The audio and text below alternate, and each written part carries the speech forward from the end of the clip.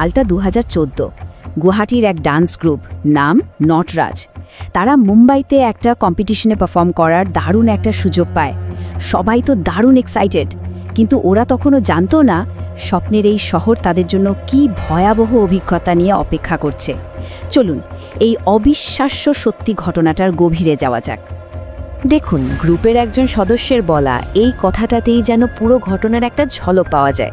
ওদের ওই উত্তেজনা যে কত তাড়াতাড়ি হাড়হিম করা আতঙ্কে বদলে যাবে, কে জানতো। গল্পের শুরুটা কিন্তু বেশ স্বাভাবিকই ছিল। দলটা মুম্বাই পৌঁছালো আর তাদের থাকার ব্যবস্থা করা হয়েছিল গোরেগাঁও ইস্টের কুখ্যাত আরে কলোনির একটা হোস্টেলে। আর ঠিক সেখান থেকেই শুরু হলো ওদের জীবনের সবথেকে ভয়ঙ্কর অধ্যায়। মুম্বাই স্টেশনে নেমেই ওরা প্রথম ধাক্কাটা খেল। আরে কলোনির নাম শুনে 7-8 জন অটোওয়ালা শটান না করে দিল। ভাবুন একবার, স্থানীয় ড্রাইভারদের এই ভয়টাই আসলে প্রথম সতর্ক বার্তা ছিল, যেটা ওরা সেই মুহূর্তে ঠিকঠাক বুঝে উঠতে পারেনি। শেষমেশ এক অটোচালক রাজি হলো, আর ঘন জঙ্গলের মধ্যে দিয়ে প্রায় 1 ঘন্টা চলার পর ওরা পৌঁছালো সেই হোস্টেলে। প্রথম দেখাতেই ব্রিটিশ আমলের পুরনো বিল্ডিংটা দেখে কেমন যেন গা ছমছম করে উঠল ওদের। মনে হচ্ছিল দেয়ালগুলোর মধ্যে কত যে পুরনো অন্ধকার রহস্য লুকিয়ে আছে। হোস্টেলে পৌঁছে ওরা মালপত্র গুছিয়ে নিতে খুব বেশি সময় নেয়নি, কিন্তু অশরীরী কাণ্ডকারখানা শুরু হতেও একদমই সময় লাগল না। প্রথম 48 ঘন্টার মধ্যেই পরিস্থিতিটা যেন হাতের বাইরে চলে যেতে শুরু করল। ঘটনাগুলো কি মারাত্মক দ্রুত ঘটছিল ভাবুন। প্রথম রাতে শুধু ওদের ঘরের আলো দপদপ করে বন্ধ হয়ে যাচ্ছে, আবার পরের দিন সকালেই রোহিত দেখল বাথরুমের একটা কল খুললে অন্য কল দিয়ে জল পড়ছে, ছাদ থেকে কেউ যেন হাসছে। সবকিছুই যেন একটা বড়সড় বিপদের দিকেই ইশারা করছিল। একদিকে ছাত্রছাত্রীরা যখন ভয়ে একেবারে সিঁটিয়ে আছে, তখন ওদের শিক্ষক নিউটন হাজারিকা স্যার ব্যাপারটাকে ধামাচাপা দেওয়ার চেষ্টা করছিলেন। হয়তো উনি চাইছিলেন না যে কম্পিটিশনের আগে দলের মনোবল ভেঙে যাক, তাই সবাইকে শান্ত করার চেষ্টা করলেন, কিন্তু পরিস্থিতি শান্ত হওয়ার মতো ছিলই না। এইবার শুনুন সবথেকে ভয়ঙ্কর ঘটনাটা। অজয় হোস্টেলেরই অন্য এক অতিথির কাছে শোনে যে আগের দিন এক মহিলা আয়নার সামনে চুল আঁচড়াচ্ছিলেন, আর হঠাৎই আয়নায় দেখেন এক ভয়ঙ্কর চেহারার মহিলাকে, যার অর্ধেক মুখ পোড়া। এই দৃশ্য দেখার পর সেই ভদ্রমহিলা তার বাচ্চাকে নিয়ে ওই রাতেই হোস্টেল ছেড়ে পালিয়ে যান। পর এতগুলো ঘটনার পর অজয়ের মাথায় একটা বুদ্ধি খেলে গেল।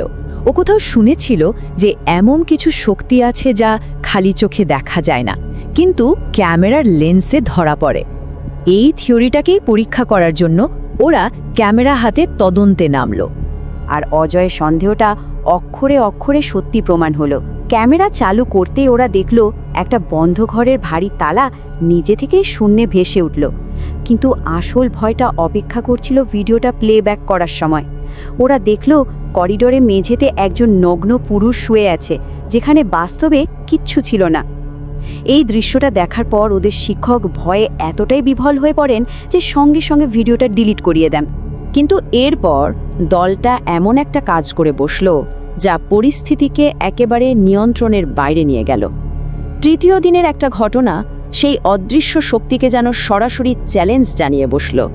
পারফরমেন্সের পরে ওরা ঠিক করলো একটু পার্টি করবে, কিন্তু কাছাকাছি দোকান না থাকায় জঙ্গলের ভেতরের একটা কাঁচা রাস্তা ধরে ওরা একটা গ্রামের দিকে এগিয়ে গেল।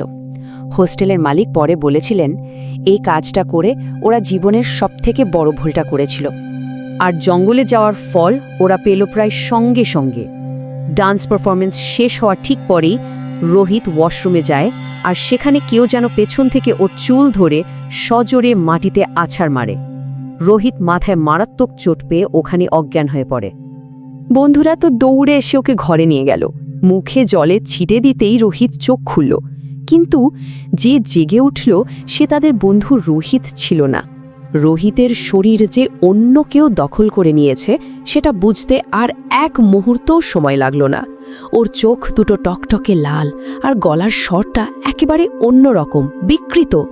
সেই অচেনা স্বরেই ও বলে উঠল, এবার তোরা জানবি আমি কে।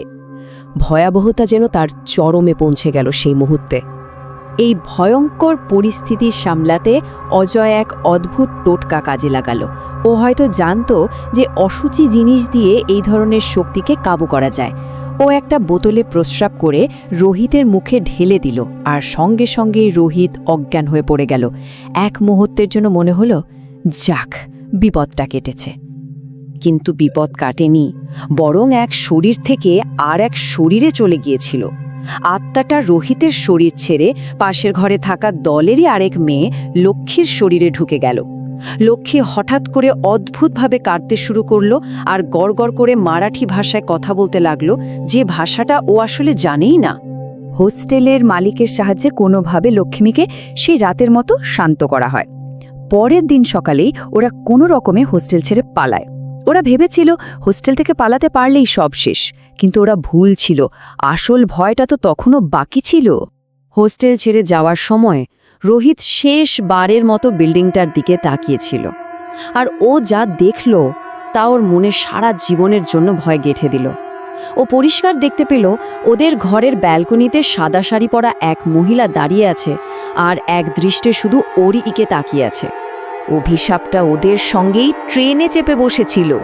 রোহিত ঘুমের মধ্যে স্বপ্ন দেখল সেই সাদা শাড়ি পরা মহিলাটা ওর গলা টিপে মারার চেষ্টা করছে। কিন্তু এটা শুধু একটা দুঃস্বপ্ন ছিল না, কারণ ঘুম ভাঙার পর অজয় দেখল রোহিতের গলায় সত্যি সত্যি গভীর নখের আঁচড়। গুয়াহাটিতে ফিরে আসার পর শেষমেশ এক পুরোহিতের সাহায্য নেওয়া হয়। ঝাড়ফুঁক করার পর তিনি জানান, রোহিতের ওপর যে আত্মাটা ভর করেছিল তা অত্যন্ত শক্তিশালী আর বিপজ্জনক ছিল। ঈশ্বরের কৃপাতেই নাকি রোহিত সে যাত্রায় প্রাণে বেঁচে ফিরেছে। এই পুরো ঘটনাটা শেষে একটা বড় প্রশ্ন রেখে যায়। জঙ্গলে ঢুকে কি ওরা এমন কোনো নিয়ম ভেঙেছিল যা এক ঘুমন্ত অশুভ শক্তিকে জাগিয়ে তোলে, নাকি আরে কলোনির মতো এক কুখ্যাত জায়গায় পা রাখাই ছিল এক অমোঘ অভিশাপ ডেকে আনার শামিল? এর উত্তর হয়তো আর কোনোদিনই জানা যাবে না।